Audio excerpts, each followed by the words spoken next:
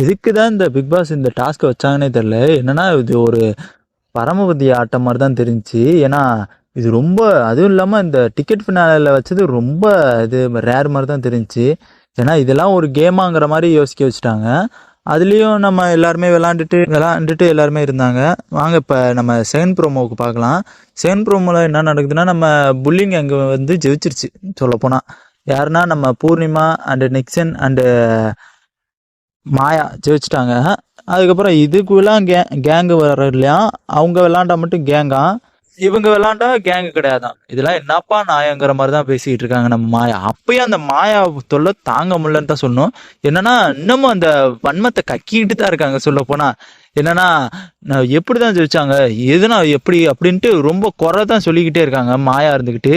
மாயாவால் சுத்தமாக தாங்கிக்க முடியலன்னு தான் சொல்லணும். அதுக்கப்புறம் இன்னொரு பக்கத்து இங்கிட்ட என்ன பண்ணுறாங்கன்னா, நம்ம தினேஷ் இருந்துக்கிட்டு, ஓ நான் நேற்று தாயா விளாட்ல, நான் இன்னைக்காச்சும் விளாட்றாயா அப்படின்ட்டு நம்ம நிக்சன் ப்ரோட்ட சொல்லியிருப்பார் போல இருக்கு ஏற்கனவே.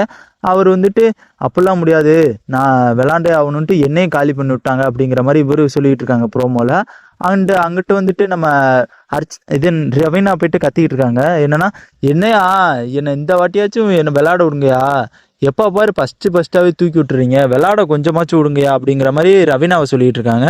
அண்டு நெக்ஸ்ட் இருந்துக்கிட்டு, நீ இது வந்துட்டு நீ பார்க்குற, நான் ஏன் இதை தான் பார்க்கணும், என்னன்னா மணி தான் என்னோட காம்படிஷன் அதிகம், அதனால நான் மணி இதை தான் தூக்கணும், திடீர்னு மணி என்னை வந்து தூக்கிட்டானா நான் அவுட் ஆயிடுவேன், அதனால நான் மணி இதை தான் முதல் டார்கெட் பண்ணுங்கிற மாதிரி அவர் சொல்கிறாப்புல. அதுக்கப்புறம் என்ன நடக்கும்னா, ஆனால் வெளியில் நடக்கிறது உங்களுக்கு என்னன்னு தெரில. ஏன்னா வெளியில் இப்போ வந்து நெக்சனுக்கே ஓட்டு இல்லைன்னு தான் சொல்லணும். ஏன்னா நெக்சனை விட நம்ம மணிக்கு அதிக ஓட்டு விழுவுது. நிக்சன் சொல்லிட்டு ரொம்ப கத்திக்கிட்டு ஆக்ரோஷமாக பேசிட்டு அவர் பாட்டுக்காக போகிறாப்புல. என்ன எலிமினேட் பண்ணால் நான் என்ன பண்ணுறது அப்படிங்கிற மாதிரி சொல்லிட்டு போகிறாப்புல. மாயாவை ஜெயிக்க வைக்கிறீங்கன்னா நீங்களே ஜெயிக்க வைக்க வேண்டியதுண்டா. என்னன்னா ஏதாச்சும் ஒரு காரணத்தை கொடுத்து, நீ நல்லா விளாண்டமா, நீ நல்லா பர்ஃபார்மன்ஸ் பண்ண அப்படிங்கிற மாதிரி ஒரு கப்பை கொடுத்துட்டு போக வேண்டியதுண்டா. ஏன்டா அதுக்கப்புறம் எல்லாத்தையுமே இழுத்துக்கிட்டு இருக்கீங்க மாதிரி தான் தோணுது. ஏன்னா பிக் பாஸ் அப்படி தான் பண்ணிட்டு இருக்காப்புல. நேற்று நடந்த டாஸ்க்லையும் சரி, இன்னைக்கு நடந்த டாஸ்க்லையும் சரி, எல்லாமே மாயாவுக்கு ஜெயிக்கணுங்கிற பேஸில் தான் வந்துச்சு. இன்னைக்கு மாயா ஜெயிச்சாங்க, ஆனால் 2வது பாயிண்ட்ல தான் ஜெயிச்சாங்க சொல்ல போனால். ஃபர்ஸ்ட் பாயிண்ட்ல வந்துட்டு நம்ம பூர்ணிமா ஜெயிச்சாங்க, 2வது பாயிண்ட் வந்து நம்ம மாயாவுக்கு வந்துச்சு, 3 பாயிண்ட் வந்து ஃபர்ஸ்ட் இடத்துல வந்துட்டு நம்ம நெக்சனுக்கு வந்துச்சு. இதில் மாயா தான் ரொம்ப ட்விஸ்ட் பண்ணாங்கன்னு தோணுச்சு. மாயா ஜெயிக்க வைக்கணும்ன்ட்டு பிக் பாஸ் ரொம்ப ஆணவம் தான் பண்ணுறாங்க போல இருக்கு. அதுக்கு நீங்களே கப்பை கொடுத்துட்டு போயிடலாமாடா, எதுக்குடா ஜெயிக்க வைக்கணுன்ட்டு அவங்க பக்கிட்டு எல்லாம் சப்போர்ட் பண்ணுறீங்க அப்படிங்கிற மாதிரி தான் தோணுச்சு.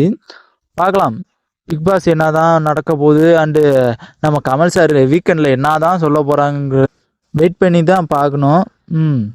ஓகே, நம்ம நெக்ஸ்ட் வீடியோவில் பார்க்கலாம். ஓகே, பாய்.